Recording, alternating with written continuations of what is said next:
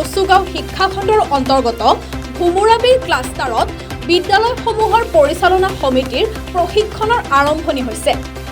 ভুমুৰাবিল ক্লাষ্টাৰৰ অন্তৰ্গত 12খন বিদ্যালয় পৰিচালনা সমিতি নতুনকৈ গঠন কৰা হৈছে। বিদ্যালয়সমূহৰ উক্ত নৱগঠিত বিদ্যালয় পৰিচালনা সমিতিৰ দায়িত্ব আৰু কৰণীয় সম্পৰ্কে আজিৰে পৰা 3দিনীয়াকৈ ক্লাষ্টাৰ পৰ্যায়ৰ বিদ্যালয় পৰিচালনা সমিতিৰ প্ৰশিক্ষণ কাৰ্যসূচী ৰূপায়ণ কৰিছে।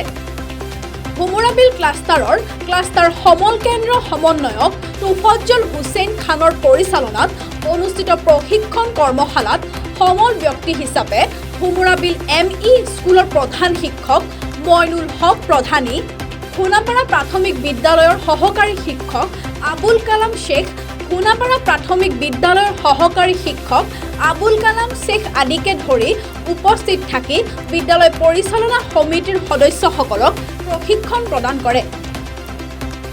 আমাৰ বিভাগীয় কৰ্তৃপক্ষৰ নিৰ্দেশ মৰ্মে আমি কচুগাঁও ব্লকৰ অন্তৰ্গত আমি ভুমুৰাবিল ক্লাষ্টাৰত SMC মেম্বাৰ ট্ৰেইনিং আজিৰ পৰা 3দিনীয়া কৰ্মশালাত আজি প্ৰথম দিন।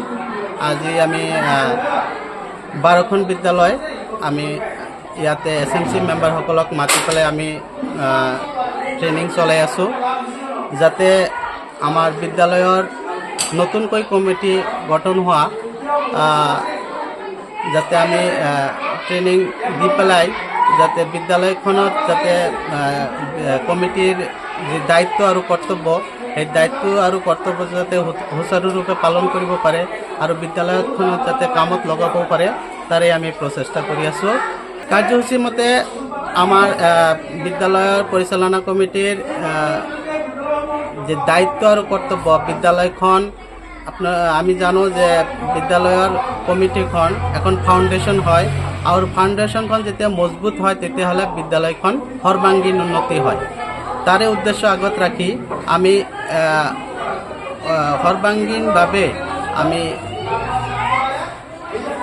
ট্ৰেইনিং দিয়াৰ কাৰণে আমি চেষ্টা চলাই আছোঁ, যাতে আমাৰ ভুমুৰাবিল ক্লাষ্টাৰৰ অন্তৰ্গত যিমানখন বিদ্যালয় আছে বিদ্যালয়বিলাক যাতে সুচাৰুৰূপে আৰু সুন্দৰভাৱে যাতে উন্নত হয় তাৰে আমি লক্ষ্য আগত ৰাখি আমি চেষ্টা কৰি আছোঁ। News desk report, global news network.